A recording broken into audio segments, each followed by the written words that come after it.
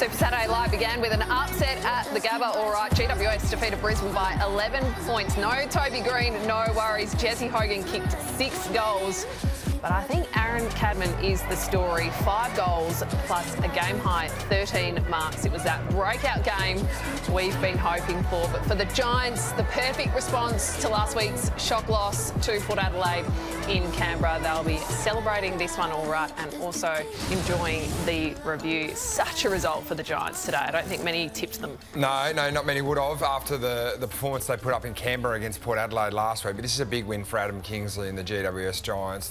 Their season was flatlining and they needed something to restart it and to win against the champs from last year, the premiers, the Brisbane Lions. And the Giants got their groove back, the way they play from half back, and some players who hadn't played well for the last 2 weeks. And I'm looking at Jesse Hogan, who hadn't taken a mark inside 50 for 2 games and then gets one early on, and they really hit the ground running, him and Cadman. So his 49th career game, Aaron Cadman, and it felt like here he is. How much of a turning point could this be for him, Jack?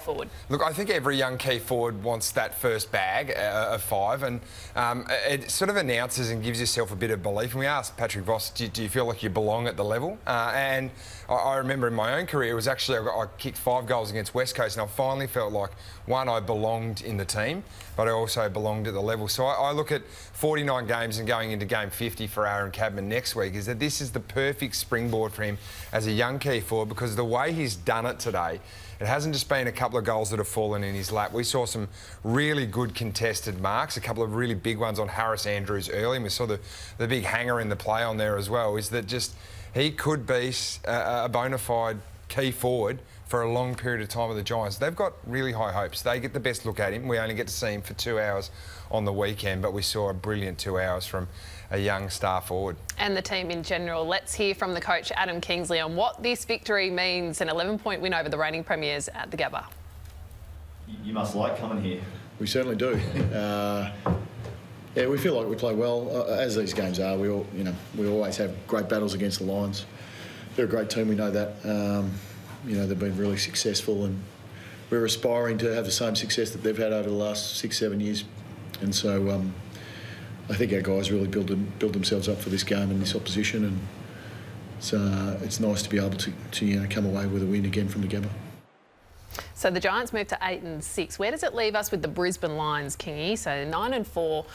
Still well placed, dropping out of the top 2 after they lost and Geelong won today. But what's your read on Brisbane in general at the moment?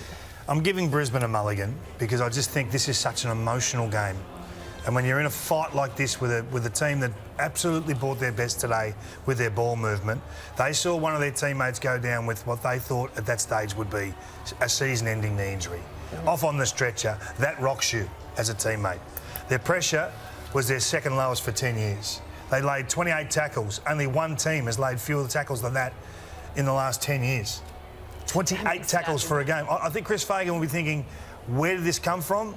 But I do think you have to give them a mulligan because of the emotional toll that takes when they saw pain come from the ground today. And you wonder whether you're seeing that now. I mean, obviously they're disappointed, but they're staying out on the ground for a period. They do look flat, Kingy. The Giants are inside right now while these shots are happening. Yeah, it's just bizarre. And they've been off for a little while, the Lions. I don't think they've set the world on fire this season. You spoke about the low pressure and the low tackle numbers, 28 for the game, Kingy. So you look at Levi Ashcroft, Will Ashcroft, 2 players we laud. Every week we watch them play and they're incredibly talented. But is this the next step in terms of them becoming more all-rounded midfielders? Because they've had 0 tackles each today. Yeah. I'm not going to overassess the game because I've been in teams when this happens. And it does affect you. You're human. At the end of it all, they become family to you. The guys that go out and fight the fight with you. I see Harris Andrews probably has his poorest game for a while because he's thinking, his head's scattered. He's thinking, what's happened to my great mate? He's gone. What does that do to his role? Who's next cab off? All these things are going through their mind in the middle of battle. Like, it's just hard to just push to the side and play the game. Even though we saw with Callan Ward, we lauded the inspiration he gave. But that was what was so unbelievable that he was able to do that. Well, you say scattered. I think Chris Veagen's mind would be a bit scattered tonight, thinking, how did we lose this game on the back of last week? Here he was post-game. If you create that many chances, you should win, I think. And that's not taking credit away from GWS. They played their brand really well today. And, you know, us by our ball use at times, when we didn't kick it deep, we tried to kick it a bit more shallow. It fueled their offence and they made us pay. And their two big, tall forwards both took 5 contested marks and hit the scoreboard, which, you know, that's what they're capable of if they get quick entries, which they got today. Yeah, goal kicking accuracy can be a bit of an underrated stat, can't it? Giants 17 goals 5 compared to Brisbane's 13 goals 18. But Jack Payne is the big story to emerge from this game. What's the latest? Terrible news. His season is over. Jack Payne, he's been a real rock of Gibraltar back there in the key defensive stakes for the Brisbane Lions. But 6 to 12 months it is. A ruptured patella. Carlton's Nick Newman has had the same injury. You look there straight away and he is in a lot of pain. So no ACL, but this is still up to a season on the sidelines. It's big ramifications for the Lions back line, fellas. He's been so solid down there. Darcy Gardner's potentially the most ready-made replacement. Tom Doedee also can come in, but even Sindara Joyce is another one. But Doedee, I think he missed his last VFL game because he was a bit sore, so he's still building his body back. But he was in All-Australian contention. Jack Payne, he's having such a good year. Yeah, he's the, well, you call him the Rock of Gibraltar, and he's the Harris Andrews safety blanket because it allows Harris to come off and play on the second best key forward and actually play to Harris's strength through the way that he intercepts and gets across.